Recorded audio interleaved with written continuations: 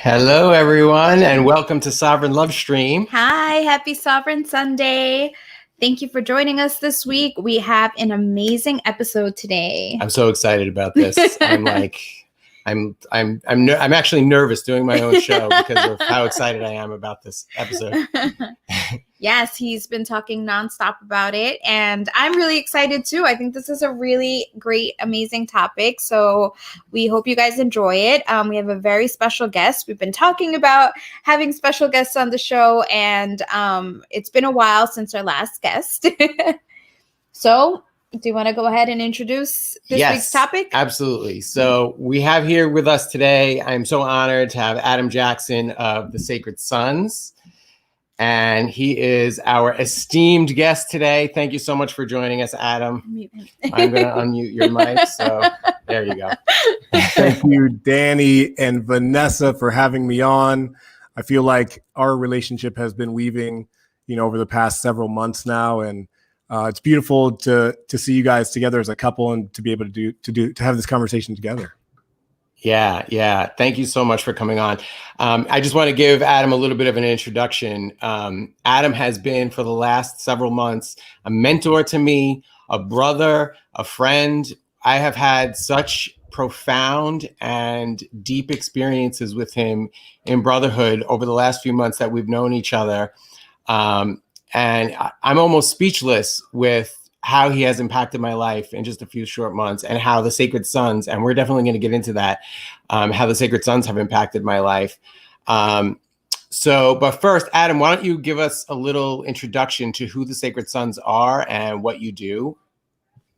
Yeah, Sacred Sons is an organization that is dedicated to growth, transformation, and healing of men in our communities. I am one of 3 co-founders of Sacred Sons. And really, our mission came forth out of a need. We began this in 2018, coming out of the Me Too movement, coming out of a time where shadows of institutions and those in power are really coming out and coming into the light. And so Sacred Sons is our offering. It's our contribution to the collective of what we can do to help men heal, transform, and grow through the challenges of today. And, as we know, there are many challenges. And, one of the things that we focus on is brotherhood and connection. It's really simple. So many of us are isolated, coming out of 2020, literally isolated, but even before that, isolated in our jobs and our relationships, without much depth of community. And what I mean by that is, and I can just speak for myself, when I turned around 30 years old, I kind of looked around and said, oh man, I don't have the same depth of connection with other men around me. And it's something that's vital to my soul. It's something that I really craved. And I kind of started to ask the questions why that was. And it's like, yeah, some friendships are no longer serving, and that's fine. And, I'm working long hours. I have 2 kids now, like these kind of things add up. And still, the desire for authentic masculine relating is so needed and is so vital to our communities. It's my belief that men have great impact on our planet, on our communities, and obviously on our families. So let's get men the support that they need through brotherhood, through connection, through counsel, through genuine, authentic relating, period. Danny, we've talked about the masks, the many masks that men and women wear out in the world, either to feel safe or to make others feel safe from them. And we need spaces that allow us to remove the mask, to remove the mask of perfectionism, to remove the mask of I can do it all alone, and to really authentically relate from that place, from that soul level. And so that's what we do at Sacred Sons. We have a plethora of offerings, which I could talk about later, but primarily we do our work through two forms, and that's in-person retreats and trainings and online courses. And I just want to speak to brotherhood and connection being the cure, right? This is something that I really experienced in a really profound way. Now, just for our audience, I've done one of the online courses, actually the two embodied masculine course. And the masculine course, the embodied masculine course, and I did the in-person Maui Prime retreat, which there's no substitute. The online content is amazing, but there's no substitute for being in person with other brothers. Can I say something about that real quick, Danny? Sure.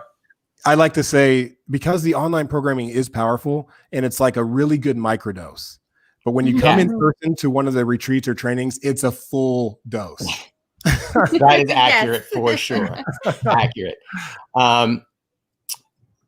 For me, you know, I have close relationships with men, or I thought I did. I had relationships that I considered to be pretty close, but the simple container that the Sacred Son sets up of just all of us coming and making the agreement that we're just going to be radically vulnerable. We're not going to sugarcoat anything. We're going to take off our masks. And within 5 minutes of meeting the other men that were on the Maui Prime retreat, we were already sharing like deep, dark secrets, like stuff that we probably did not share with anybody else in our lives. I know, at least for me, you know, I definitely shared things that I had never shared with anyone else, even my own biological brother. And the power of that, the power of just being totally yourself and not being afraid that you're going to be judged, because that's the agreement we're making. We're going to be honest with each other and we're not going to judge each other. We're just going to listen and empathize with each other. And through the course of that retreat, there's 10 other participants, and then there's a bunch of facilitators. In the course of that retreat, every single man, including the facilitators, reflected a part of myself back to me, something that I had shame about. But because they were reflecting it, I could have compassion for them. And then it clicked. Oh, if I can have compassion for someone else who struggles with the same thing I judge myself for, then I can have compassion for myself. And so there's like 15 or 16 men total on that retreat. So like I shed shame about literally like 16 different topics. And at the end of that retreat, I felt like a different person, or a more authentic person, like truly getting back to who I really am by just stripping all of that shame, all of those masks away. It was I might start crying about it. It was such a profound experience for me. And like, I've been telling everybody I know about it because I want everybody to experience this. It is so beautiful and so powerful. And so like, brotherhood is the medicine and connection is the cure. It sounds like a catchy phrase, but it really is like the truth. I experienced that in such a powerful way. You know, it sounds catchy, but it came from an authentic space. When we first said brotherhood is the medicine, it wasn't one person. It was a group of people saying, wow, like we feel like we're in ceremony right now, and brotherhood is the medicine that we're all on together. So even that saying came from an authentic space. And, you know, you touched on a couple pieces that are very important. One of which is making the agreement that we're in a space of non-judgment. You know, there's not a lot of places out there for us to fully express ourselves without the fear of judgment. And I think that's something that holds us back as individuals, and then, you know, as a collective. And so making that agreement, like, can we make this a space of non-judgment? Can we truly be vulnerable with each other? Can we be honest? And so in the simplicity in the container is so vital, because I find the most impactful and effective things are often the most simple. And yeah, so making those agreements, those initial agreements, we also agree to listen to one another. We're not there to overpower, to teach, or to talk over someone. When someone's in a vulnerable place, we're listening. We're in a place of listening. And what you touched on, which is the magic of the brotherhood medicine, is that it's not always the man in the center of the circle, so to speak, who's getting the healing, who's receiving the healing. When we're doing this work in group, in brotherhood, we are all healing together from the share of the man in the center. And that's the magical piece that I feel like so many of us miss out on because of the armor that we wear out in the world. We wear so much armor, and we're judging others because we're judging ourselves, and you know how that whole thing plays out. And when you get into that space and we really open up, true healing can happen.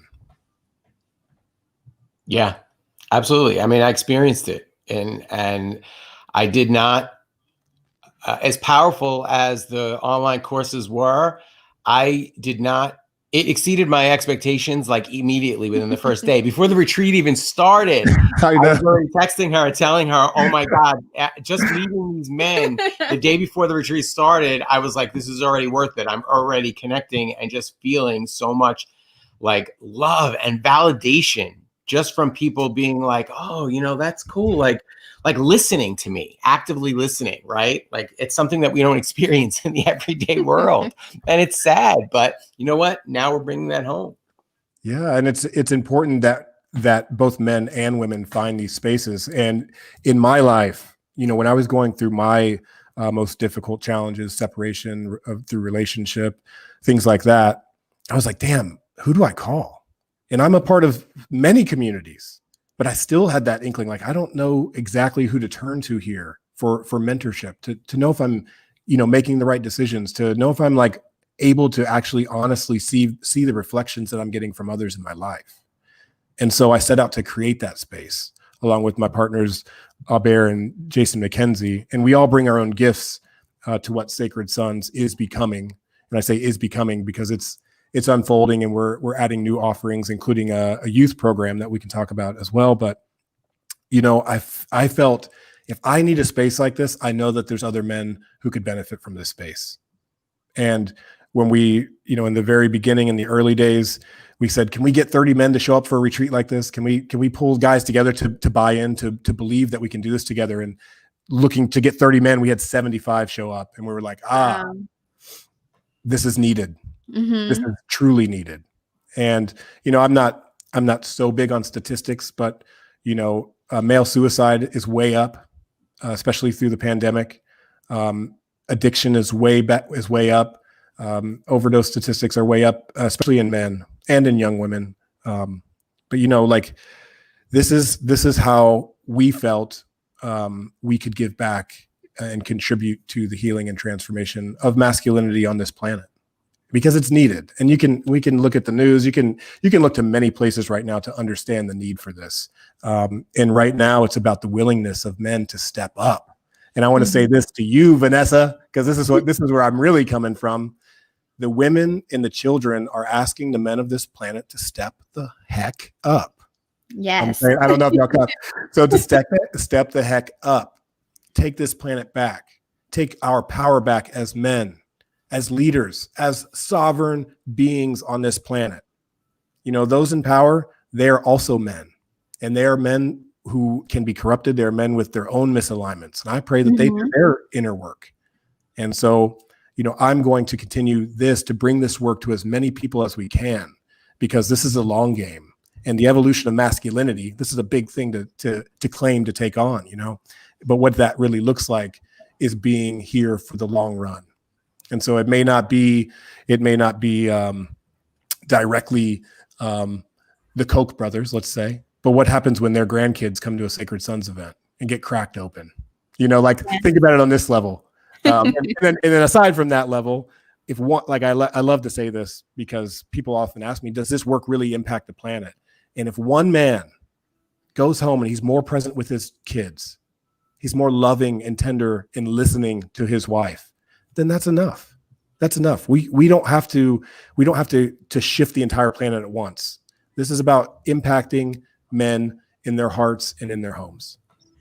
And there's a quote, I believe, by Mother Teresa that says, if you want to change the world, go home and love your family. Boom. And this is exactly what you guys are doing. You're teaching these men to go home, be present, show up for their families. And it's just amazing to see the transformation. You know, I was telling you earlier, when I showed up in Maui, I was like, wow. I mean, he was super excited from before, like he said earlier, as soon as he got there, he was texting me and he was like, oh my God, this is amazing. I can't believe it. He was like crying. He's like, I was crying within the first like hour. I don't know. He's like, it's just so amazing. And he's like, I'm having revelation after revelation.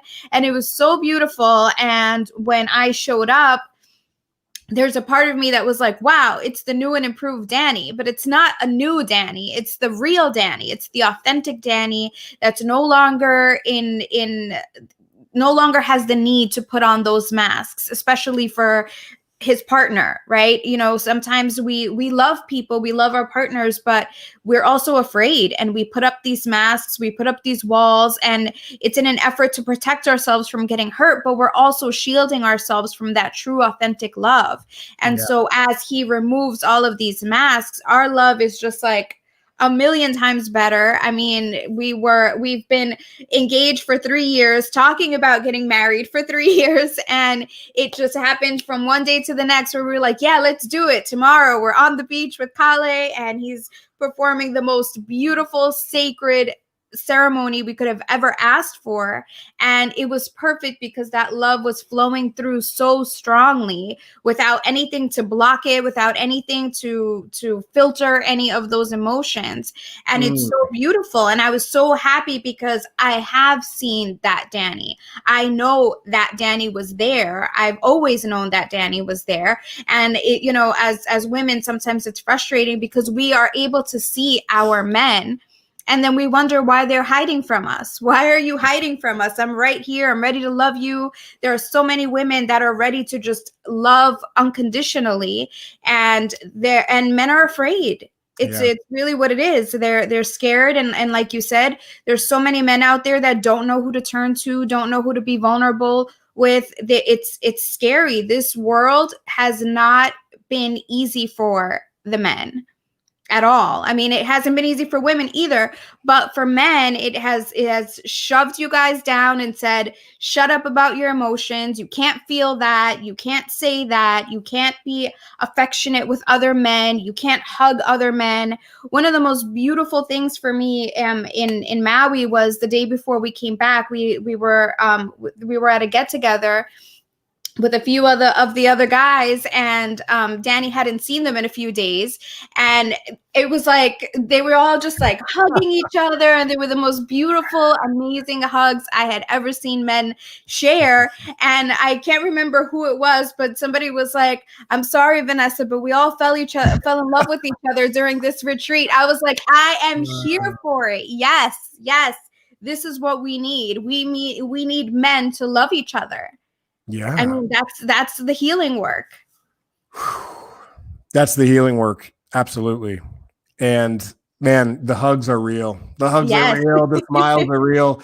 And that's kind of what I'm getting at. I want to say one thing. You know, it's not been easy for men, certainly, but as men, it is our responsibility to step up. Men are not victims here. And patriarchy has impacted women and children greatly. And patriarchy has also impacted men in a negative way. Okay. So that's just like the foundation. And in my perspective, it's the role and responsibility of men to create a safe environment for women and children. That's just a baseline. So that's what we're working towards on a grand scale, and on an individual component, like I said, in every heart and every home of every man that we touch. Yes, and you guys are doing an amazing job at that. But the other piece, and I guarantee you, when you were saying that about the hugs and about the crying, and within an hour, there's a lot of men who will hear that and be very, very nervous about what that means. Be very nervous about being touched by another man. Like, you know what I'm saying? Like, there's a guy probably watching right now. I wouldn't hug that guy in 10 minutes. Okay. And this is a product of our conditioning. And once we become vulnerable, once we can recognize that we all have similarities, that we all have kind of gone through these similar issues, and it's like the story is different, but the same set of emotions ring true. The shame, Danny, that you spoke of, like, how do we clear that? And I want to say the work that we do is not explicitly therapy. This is not talk therapy. This is ritual connection. This is ceremony. This is deepening into honesty. You know, so many of us, not just men, but so many of us walk around lying to ourselves straight up. And so when can we get into a space where it's safe to be honest, where it's safe to let it all flow? And I'll say it like this. In order for a man to truly have that experience, I feel it is best for him to be held by other men. If to really go to those depths, and you know, men are walking around holding a lot. I've seen a lot, so I can say that. And so when you get into a space where you can be held by other men, you know, I mean, literally held, but and I also mean, figuratively held in that space. Like, wow, these guys really see me. These are things that don't come out in relationships. They don't come out at your job. They don't even come out with your best friends of decades. Yeah. Because those walls were built over decades. Yeah. And so when we get into these spaces and make those agreements and drop in, all of that stuff can melt away. And we literally talk about like shifting energy out of the body. And there's a somatic experience that happens. And I saw it on your face, Danny, in Maui. From the first day you came in to the last day, you obviously you got a little color because we were outside a lot and in fresh water and eating good food. But man, your eyes were raised, your smile was glowing. Like everything about you was really radiating because of that space that we created together. Yeah, so it's there and it's available, and I feel it's one of the most profound ways to get for men to get healing. So for the men who are watching and maybe don't know what we're talking about when we're talking about inner work or holding space, or maybe they don't know the lingo, let's talk about a little bit what does this look like practically? It's not talk therapy. So then what is it? Right. Let's start out with holding space. And there's a lot to holding space. These are words that maybe a little on the spiritual side. So when we get together, first of all, we set the container. This is also the lingo. We should get clear. We stand in a circle. I'll make it really simple. We stand in a circle. We make some eye contact. This is another basic thing that a lot of people are going through their lives without doing. Making some eye contact, really taking another person in. Can you see yourself in them? Can you acknowledge, that they have greatness and that they have weakness? Simple stuff like that. And then we make those agreements, the non-judgment, the active listening, the I statements, and owning our stories. So we're making agreements as we drop in. And, ultimately what we're doing is stripping the armor away to getting to the truth of whatever someone is holding. And many times someone will come on this weekend knowing what it is that they're holding on to. Maybe they have just gotten out of a long relationship. Maybe they have cheated in a relationship. On this past trip, we had a brother who had just got out of, who had just gone through cancer remission, and so he basically was like, I just went through the most powerful time of his life, and he was looking for a place to unpack it. And so men come with all types of things, and we really just are creating a space for that to come out, and that looks different ways. So we have different pillars of the organization, and so they're physical, emotional, mental, and spiritual. And so we have processes, we have activities for all of these pillars. I'm trying to think what we did with you for the physical pillar. You got the primal reset with Pasha and Maui. That I have to tell you, for me personally, we've been doing a lot of this. We've been in the shadow work path or on the shadow work path for the last several years. And so we have invested a lot in our emotional and spiritual healing. But the body is something that I have neglected, and I did not make the connection between the body and trauma. And Pasha and his teachings are amazing, but just doing the physical exercises that he was showing us, I forget the name of it. What's it called? Functional patterns. Functional patterns. It was integral. First of all, we did the 45-minute dance session where we just danced. And so at that point you gotta love that ecstatic dance. just real quick. So the healing stuff, like everything I'm saying, we don't know when it's gonna pop off for someone. And so just getting a man back into his body, barefoot on the earth, and telling him to move his body freely. A lot of guys haven't done that in a very, very long time. I haven't. I haven't. And so by that point, I already knew shame was the issue that I was dealing with. Honestly, I subconsciously knew it coming in day one when we did the opening ceremony. Sure. But by that time, I knew shame. So I'm like, okay, shame is carried in the lower chakra areas. So when I started to do the dance, I was concentrating on gyrating my lower areas so I could really work it out. Then we did the functional patterns work.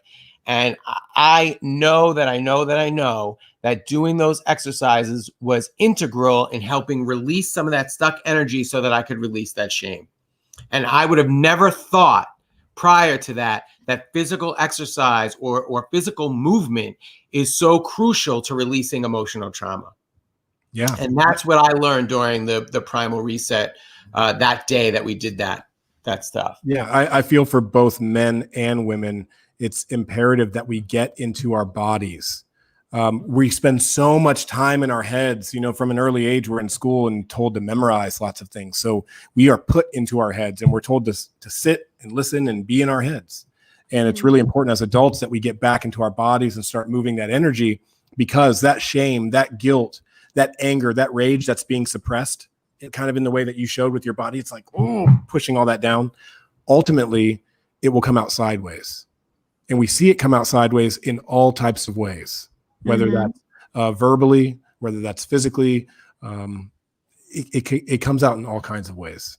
And so getting into our body and actually feeling like, okay, I'm being asked to dance and move my body freely, but I'm stuck. Okay, where are you stuck in your body? Let's start there. So that's how we would go. That's how we would drop in from there. And if you're in functional patterns with Posh and you're sitting on your glute on a coconut and it's bringing up some emotion from a childhood injury when you fell in front of all the kids and everyone laughed and you just had that memory pop up, boom. What's that about? And when I say what's that about, I'm not shaming you. I'm not guilty. I'm going to circle all the brothers up around you. And then we're going to go there and we're going to move that out of your body right now. And guess what? After we do it, after we confront that shadow, you called it shadow work. So after we confront that shadow or whatever that piece is, guess what we're going to do? We're going to celebrate you because you moved through it, because you chose to go through it. And a lot of men out here have not been celebrated in a long time. And men are powerful. I like to say this at retreats, but I love men. Men are so creative and doers and can build and have empathy and are nurturing in our own ways. You know what I mean? Like men are really dope. And it's important that we celebrate that. It's there's a lot of resistance to masculinity right now. The cancel culture in the wake of Me Too, and obviously there's a lot of wounded men that are wounding women. Yes.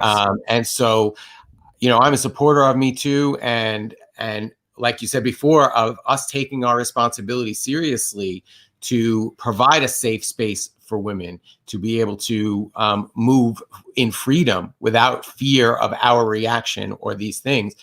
And so, but masculinity gets a bad rap right now. And so, there's a conflation between masculinity and what's referred to as toxic masculinity, right?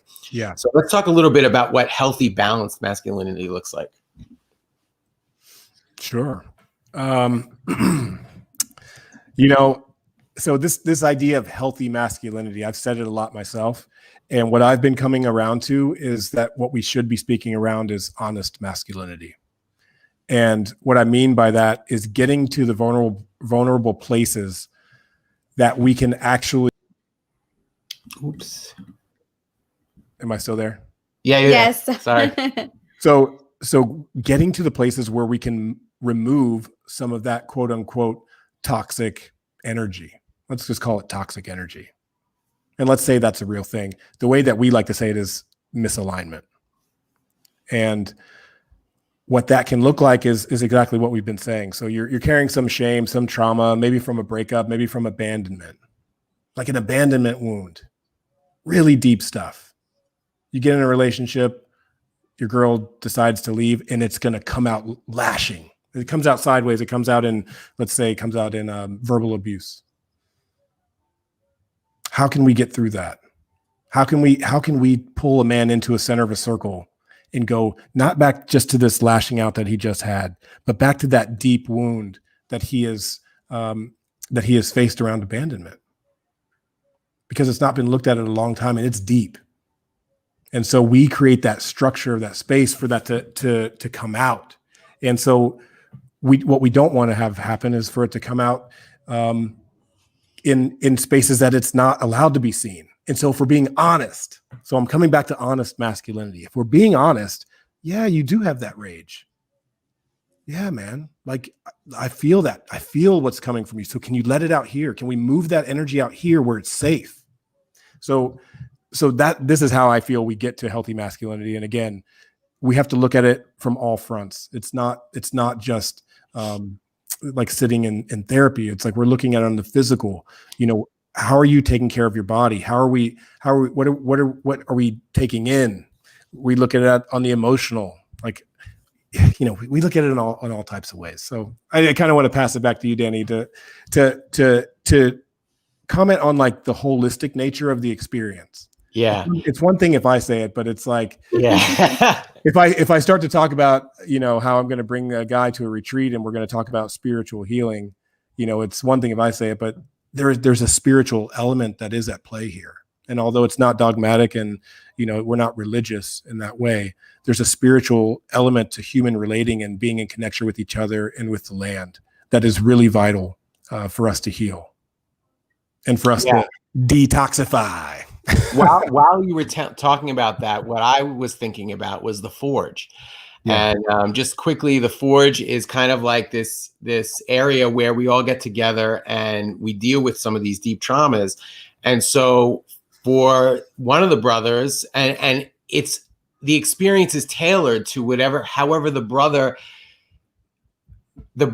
who's experienced the trauma, who is expressing the trauma, is the one that gets to decide how it comes out.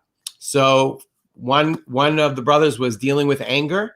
And so they put on some boxing gloves. Kale put on his boxing gloves, the facilitator, and they had some boxing. And he was able to kind of get out some of that rage in a healthy and controlled way instead of it bubbling over and turning into a barroom brawl, right? Yeah. If we focus and come together and meet as men, because you know what? Vanessa and I have done so much healing work together. But it's like you said, there is something to be said for being with other men. And I think that there are things that are appropriate to share and to express to your partner. And there are things that are appropriate to share and express to other men, that we can understand things about each other that maybe our women can't. So there's a big piece here that you're touching on, and it's a big word. And that word is accountability. And when a man is accountable to no one but himself, I'll say it like this: he cannot be trusted. Mm-hmm. And so as men, we need accountability to and from other men. This is something that is very healthy. This is a way that we push past some of those ideas around toxic masculinity, because when men are in authentic and honest relationship, we call that stuff out in each other. And that's the space where it should come out. Like you're saying, Danny, that's not a space. His office isn't a good place for the anger to come out. His home is not a good place for the anger to come out. Maybe even his jujitsu gym, although that's great. And that's like a deeply impactful experience. Maybe he can't go all the way there. So we give the space for that brother to go all the way, to clear it all the way out. And I'm saying these things like clearing energy or moving deep stuff. But I feel that's what it takes. And I'm only saying that from my own experience of moving my own stuff, and really getting out of my own way and calling in, you asked what are some values of healthy masculinity: accountability, integrity, honesty, acceptance, listening. As men, we do a lot of talking, we do a lot of doing, and less so listening and being.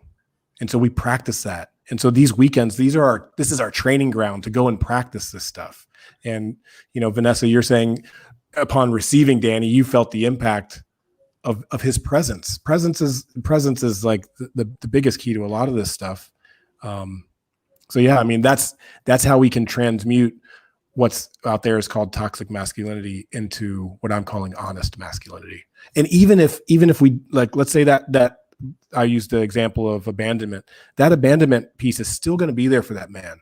But what happens when he goes home and he's able to be honest with his partner and say, there's a piece of myself that came up this week and I never really shared that with you. And like, maybe it'll allow you to know me better.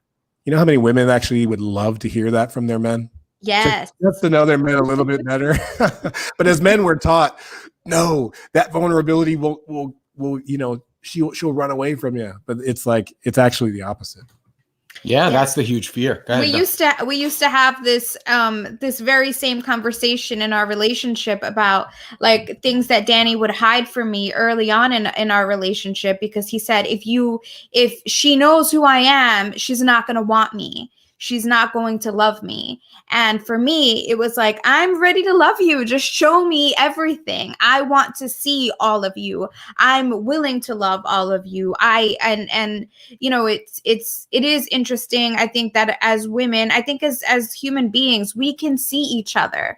You know, that's the whole concept of love at first sight. Isn't this like vague romantic thing? It's our souls recognize each other. You know, when we meet people, there are things that kind of click for us because it's stuff that we know. And you know, Danny and I had been together for years, and I felt I knew him. I know who he is. And sometimes I can peek at the real Danny. Like I used to tell him, I love, you know, spending time with you in the morning when we first wake up, because you haven't had time to put your masks on yet. Wow. And so I get the real Danny at that time. And he, you know, I'm sure back then he thought I was a little crazy for saying things like that, but I genuinely felt that. Like in the morning, he hasn't had time yet to, you know, get on social media or talk to anybody else where he needs to put up a front or anything. Right now, he is his pure self. And you know, with the more work that we do together, the more vulnerability, the more honesty that we share, the easier it is for us to connect, because now we're showing up. There's nothing holding us back.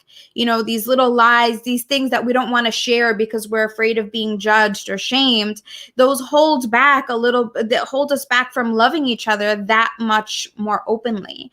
And you know, that's exactly what you guys are doing. Is it's such an amazing gift for not just the men, but for the women, for the children, because we want our men to show up honestly and vulnerably. We want to love you, you know, and it's one of the things I was telling Danny before is I've been in women's circles, I've been in women's groups, and sometimes it's so sad to me to see how many women have been hurt by men that they're just like begging for the men to show up and do the work.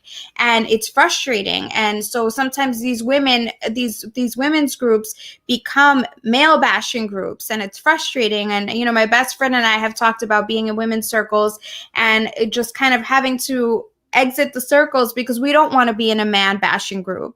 Yeah. You know, I understand how much pain he's had to go through to do the things that he's had to do, but the men need to show up. And like you said, we're begging for it. Yeah. So here's the question.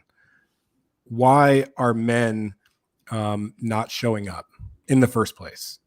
And the answer to that, in my perspective, is because we have a culture of uninitiated men. And like, you know, you just spoke to women's circles, and you know, women have their own biological initiation. That is the decisive point. This is where my body physiologically goes into womanhood. And for men, we operate a little bit differently. And it's been proven throughout many cultures that young boys need initiation to have like a showing of from stepping from boyhood into manhood. And we're missing that culturally. And so Sacred Sons provides these ritual initiations, rites of passage, not only for grown men who, like myself, I didn't have that. My initiation, you know, in our culture, our initiation looks like you can drive a car when you're 16, you can buy a pack of cigarettes when you're 18, and you can buy alcohol when you're 21. Those are like the age initiations that are ingrained in young men's minds. But what about like when we go out into the wilderness with some mentors, with some elders, and I actually go through something together, go through a sweat lodge, go through a vision quest, go through some confrontation, some healthy confrontation that's supported. And that's ultimately supported by love, not from like trying to scare or put fear into men to be responsible, but to show men, hey, you have the capacity within yourself to rise up, to stand up, to show up. And when you do have a place where you need to unload something or ask for some advice or guidance, this is a space to do that. And so that's largely missing from our culture. So these guys come up and show up in your relationship. Hey, what's up? I'm just out here floating. I've never been initiated into anything. I made some money so I can buy you dinner. But that's about as far as I got. Yeah. And it's like, I'll show you and tell you all the things I think you want to hear. And ultimately, this is going to lead nowhere because the depth of that man has not fully been experienced, expressed, or felt. And men need to feel that within themselves so that they know how to show up and hold space for others. And it's true empowerment as opposed to these fake things. Like you said, this is how much, this is what I do. This is how much money I make. This is what I can buy you. This is, it's coming from a place of lack where it's like, here, I can show you these things to prove my worth.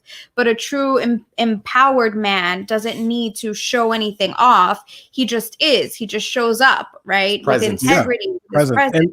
That's his biggest offering. Yeah, I'm a father of two. My son Holland just had his first birthday a few days ago, and that's one of the biggest things I've learned through being a father is presence. And Danny, you and I have shared conversations on this, and my kids are 6 and 1. They don't care what I can provide for them in terms of toys a little bit, but in terms of that kind of stuff. But what they really want from me is my presence. Is me to just be around, to be interested in them, to ask questions, to be a reflector for them. And so this is sometimes can be a sticking point for guys because they've not truly been present with themselves. So they don't understand what it feels like to be present for others. And that's a big generalization, but there's an aspect to it, especially within fatherhood and within romantic relationships, where presence is it's something that we actually have to work on. We have to actively work on how to be present. And we do that in these circles with men. So we're like, okay, we got this. We've been trained up, and now we can go home and put this into practice. Yes. I mean, Danny and I we still joke about this sometimes, but there was a time where he would say, I only hear about 50% of what you actually say. The other stuff, like, I'm not really always paying attention. And at least he was honest about that. But I was like, oh my God, this is like, what are you doing then? I think we're up to about 80%. Yeah. Yes, it's definitely improved a lot. So I'll give a very simple example here, because we're saying a lot of these concepts. And when I say, hey, we're sitting in a circle, we're creating a safe space, this is now something that we can go home and do. We can go home in our partnerships and put the kids to bed and light the sage and create a space to just have a conversation that has nothing to do with the schedule or with work or with finances. And so can we create that space to bring into our own homes? And this is where the sovereignty comes in for me. So this isn't about waiting for someone to come and save us or save our relationship. This is about taking full responsibility. You guys have a commitment between each other.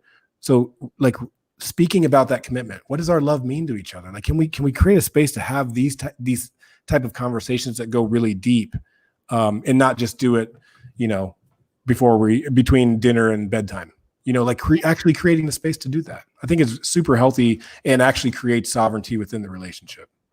Yeah, we actually have a daily ritual where we do that, where we kind of take time, usually about 10, 15 minutes at least, where we spend that time together and we're just talking. And it's pretty much almost every single day that we do that. And it's been we've been doing that our whole relationship. Yeah. At times that 15 minutes was spent arguing and turned into hours worth of arguing.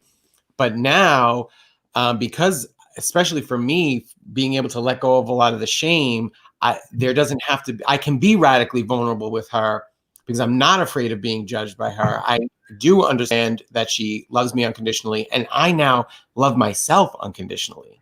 And so now I can even this morning, last night, while I was trying to go to sleep, I had some things pop up that I kind of struggled with, and I did a meditation. And this morning I was able to share with her. And it's something that, like, it wasn't a thought that I would share with many people, right? But it was something deep that, like, most people, like even a year ago, I would have had a lot of shame, and I probably would have kept it to myself for days, weeks, months before it bubbled to the surface in a way, came out sideways, like you said, and then I would have had to have dealt with it. but I was able to deal with it very simply. I expressed it to her this morning, and that was it. It was over. So.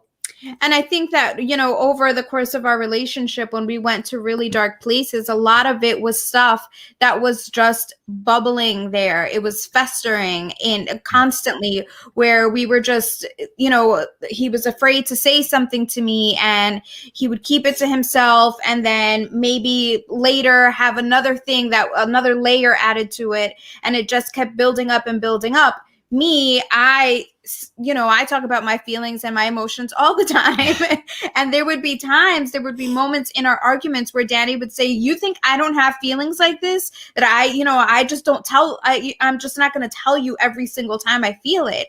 And I would say, well, why not? You know, I'm here for that. I'm here to support you in those emotions. Let's talk through it. Let's work it out. You're like, this is where I thrive, Danny. Bring it. I thrive in this, Danny. Bring it on. Yes.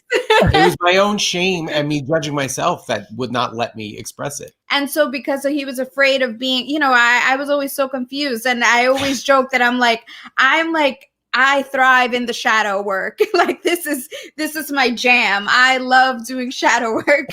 And I've always been afraid of it. I don't want to face the uncomfortable feelings. I want to bypass them. And so that has been a huge part of my work, is coming into that.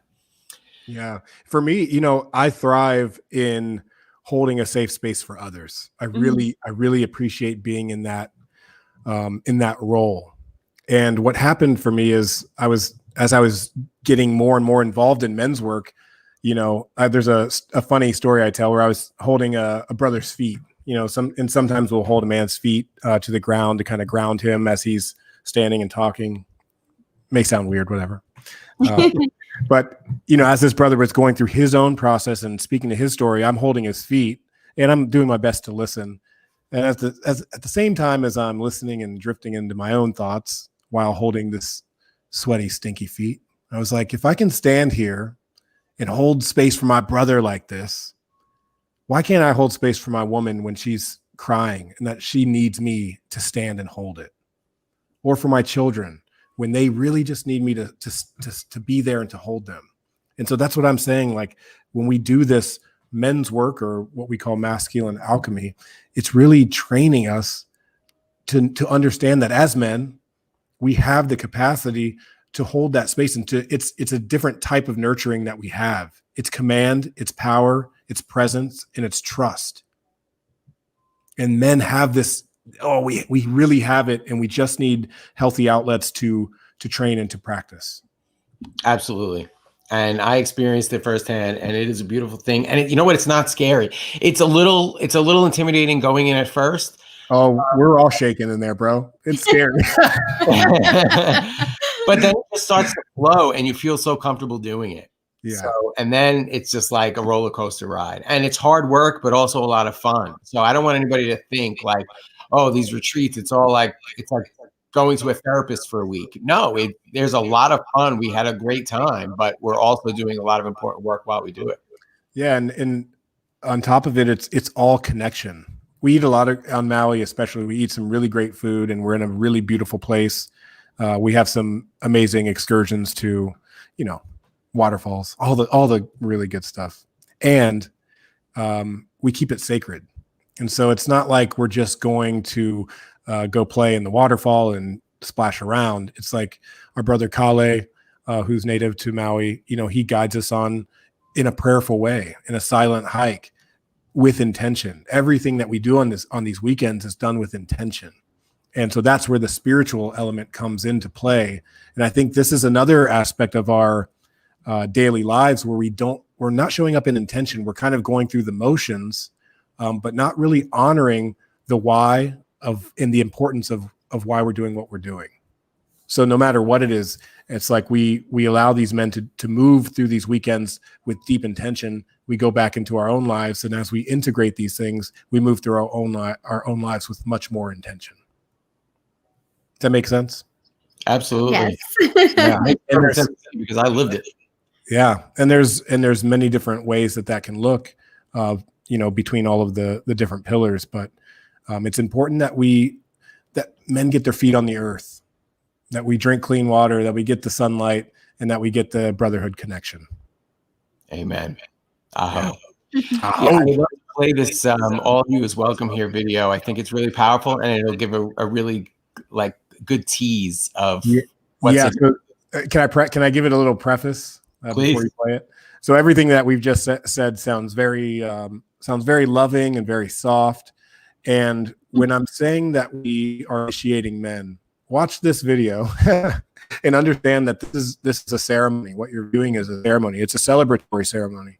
And when we say these words, all of you is welcome, this is something that we say to every man. It's one of the first things I actually say to them is that thank you for doing this work with us. All of you is welcome here. And this is a sentence that I hope every man, woman, and child on this planet gets to hear at some point in their lifetime, that no matter what, all of you is welcome. And let's do this deep work together. I hope. Brothers, all of you is welcome here. Your warrior, your lover, your magician, your king. Rise with us. Heal with us. Lead with us.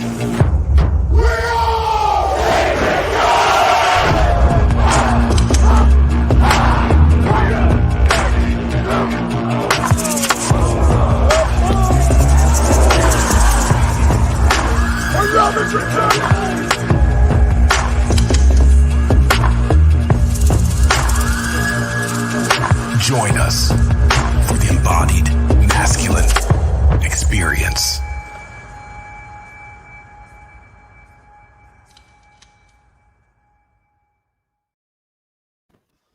Look at all that looks amazing. Thank you so much. Wait for Convergence this spring, man. Yeah. What do you see in that when you see that video, Vanessa? All these shirtless men out in the desert celebrating and in whatever ways. What does that bring up for you? I think these are the men that women are waiting for. These are the men that women have been asking for, that are and it's not to say we're damsels in distress waiting for men to come save us. We're waiting for you guys to show up with us, to walk with us. We live in a society where we've given up our power over to, the government's going to save us. The medical industry is going to save us. Everybody else is going to save us. And then we're stripped of all of our power. We're stripped of our connection to each other. I mean, that's how society has been conditioned over the years. And I think many of us are in a place where we want to come back to connection, where there are women that are like, I need a partner that's going to stand up with me, that's going to rise up with me, that's going to, is going to support me in what I'm doing, and I'm going to support my partner as well. But if that partner's not showing up, then, so to see these guys doing, there with their work, with the passion is what comes through so spectacularly and beautifully. And I'm excited. I'm excited for you to go. Yeah. I love all of that. And what it is for me as well is, and I want to be really clear with this. We're not trying to convert someone to being a sacred son. You don't have to grow your hair out and get tattoos to come be with us. What we're after is there's a siren going by. What we're after is your best and highest and most authentic expression. So come as you are. All of you is welcome. And let's bring some of that gold to the surface. Let's remove some of that shadow and let's fill that up with your own light. Because, I just want to be really clear, what we do is not dogmatic. And it's not just me. Like I said, there's 2 other co-founders, and we have a lot of great facilitators and teachers who contribute to this work. And for the men and women who are wanting their men to attend, just know that we are going to get to the core of this brother's authentic self. And that's what the world is asking him to be, is his most authentic. Amen. We have somebody asking, where does this retreat take place? Convergence takes place outside of San Diego, and Maui Prime obviously is in Maui. But from what I understand, you have other events happening in other cities as well, right? Yes. So we have local Sacred Sons men's circles, both online Zoom calls and in-person circles that are happening in Buffalo, New York, in Atlanta, Los Angeles, San Diego, Portland, and Seattle. And so we're kind of doing our little global takeover here. And so we have a group here in Brooklyn, and you have a group in Brooklyn. Excellent. There's also a London chapter popping off, but the embodied masculine experience where we're bringing our team of facilitators and we're holding space for a group of 30 men, that is coming to San Diego actually this weekend. The 28th through 31st, we have the embodied masculine experience San Diego. Next, it's going to Tucson, Arizona. That's going to be in March. And in May, that experience is going to be in Atlanta, Georgia. So we're bringing the medicine to the brothers who need it in their communities. And one of the ways that we're growing, and Sacred Sons is becoming, and you know, previously it was like, hey, we're out here in the desert in California, come do the work with us. And we're slowly and surely flipping that model, because we want to come into the communities where the 30 men or so get together, and they didn't fly from their own individual cities. They're actually in Brooklyn. They're actually in Atlanta. They're actually in Buffalo. So what happens to that community when we get 30 or 40 guys integrated and like, you know, showing up fully, meeting on a regular basis, and creating a culture of community and connection? This is, for me, this is where the work is going, and we're doing it with our youth program as well. We also have a really phenomenal scholarship program that I'm super proud to talk about. It's called the FAM, For All Men Scholarship. And our commitment as Sacred Sons is to have 1 in 5 men at every online course or in-person event be scholarshiped. And we typically take BIPOC or financial hardship scholarships.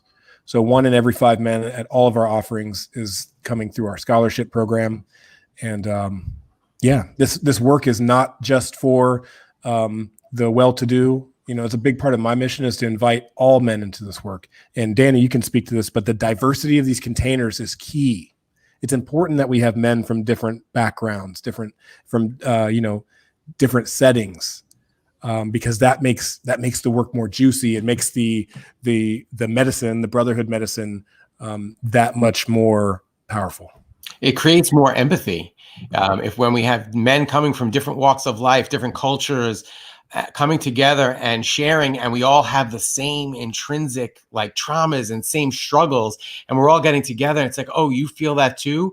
You grew up this way, and oh, you grew up that way. Yeah, and we're all suffering these same things, and now we realize we can do it together. And that just helps create empathy, so that when I'm out on the street, other people that I might have judged as different from me or separate from me, we're all the same.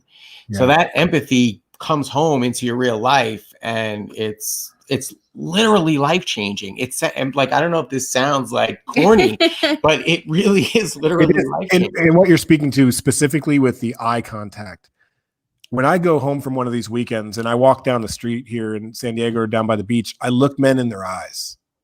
I find myself more confident to like really see people.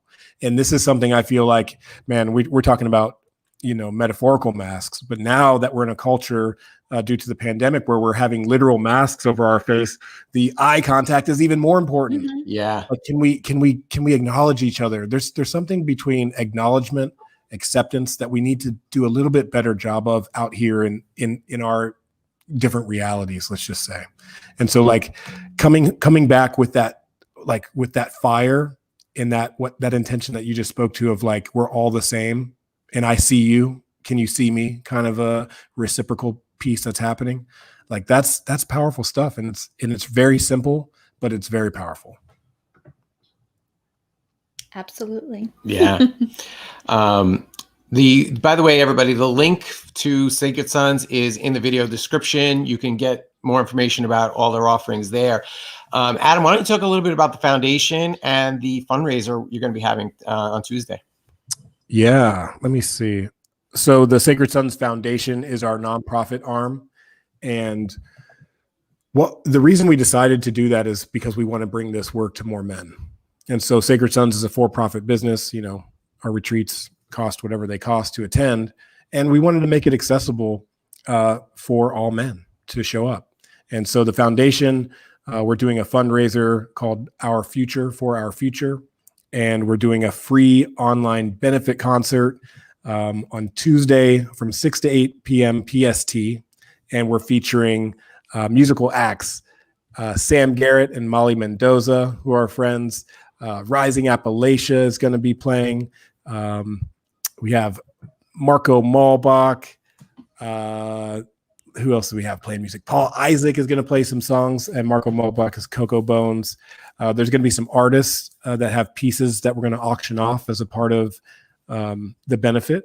And we're going to have a really powerful opening prayer by Kale Kahi and a closing prayer by Devonna May. So this is an event that is for families. It's for men and women to get a. We're like inviting in families now to see behind the curtain of what we do at Sacred Sons by hosting this free online event, and in hopes to raise some money for not only men to attend our events, but for our Sacred Sons youth program, which we're really stoked. We just launched it in 2020.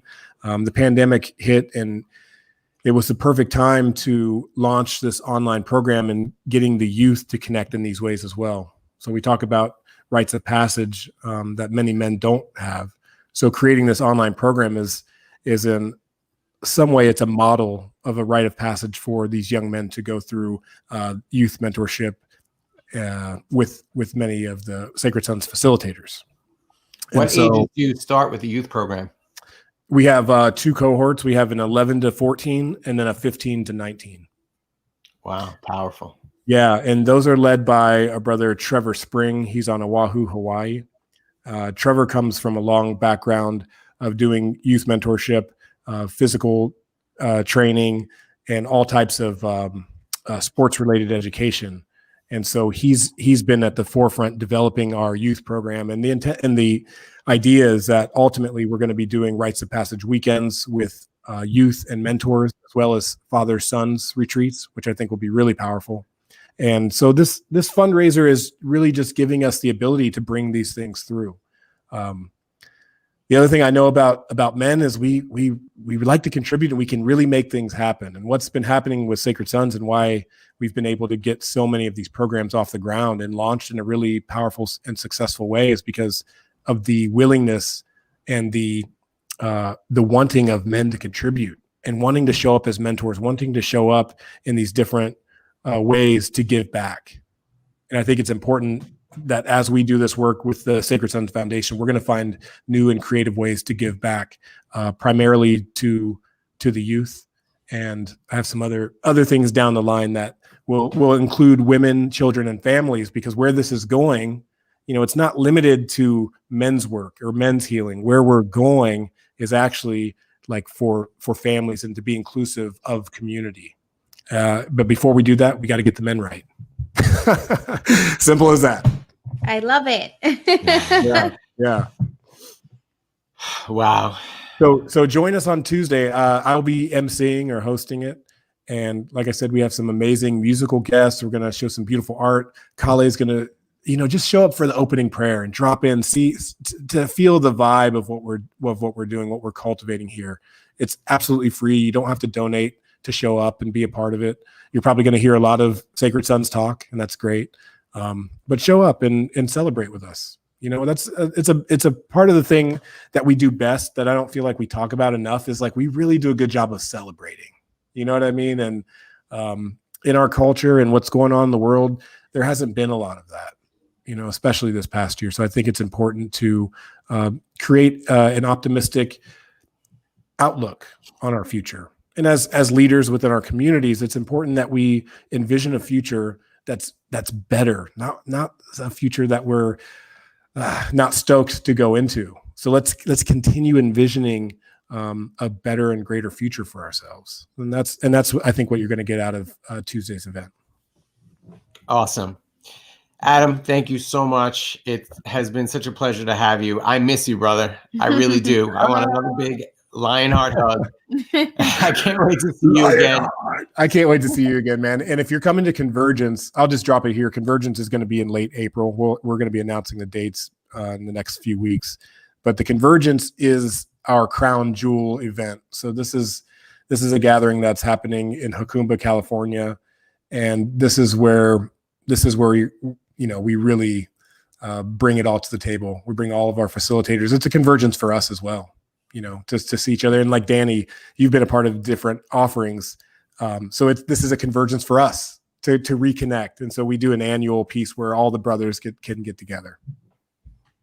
I'm so excited. I'm so stoked. I cannot wait. Yes. As we go out, I'm going to play the foundation promo video to give people more information about that.